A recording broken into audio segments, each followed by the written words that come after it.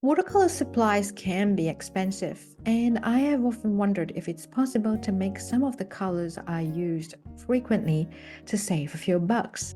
A quick search on Google reveals that it could be possible. Hey there, I'm Chie and welcome back to my channel.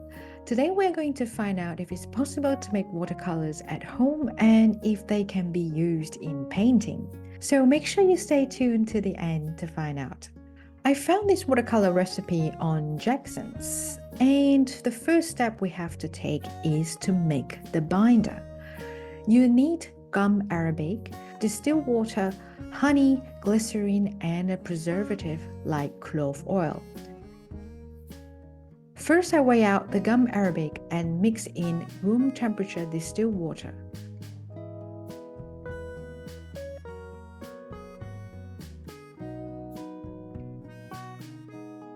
To ensure there are no lumps, I strain this mixture.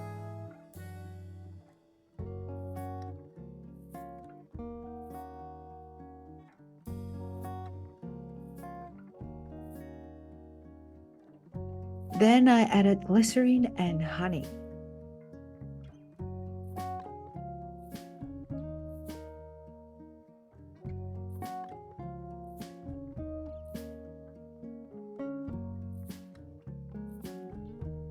And for the preservative, you can use clove oil, but this time I opted for an alternative from the art shop to avoid the strong smell of clove.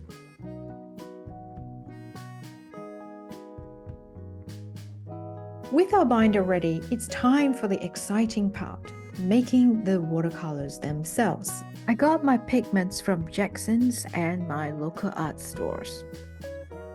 It's important to wear gloves and mask when you're working with pigments because you wouldn't want to breathe it in nor have it in your food.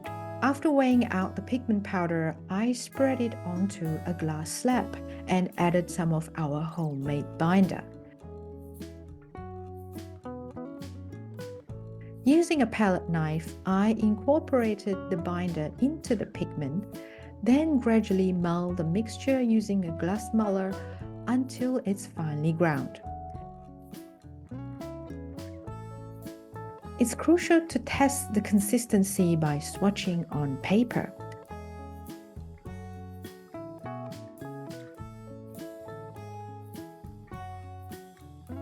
If it smudges when dry, then more binder is needed.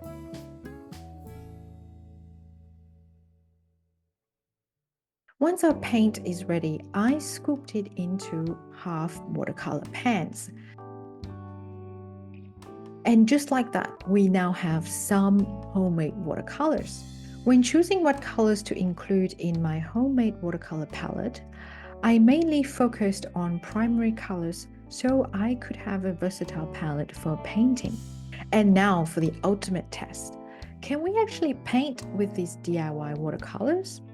The answer is a resounding yes. They're not that different from the ones that I've bought from the stores, and I've used them to paint these two paintings just to see how well they turn out.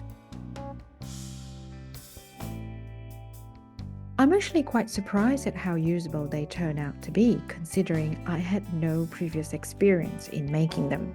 DIY watercolors are not only possible, but surprisingly easy and effective. I hope you enjoy following along this process as much as I had in making my own watercolors. Thank you for tuning in today, and I will see you in the next video.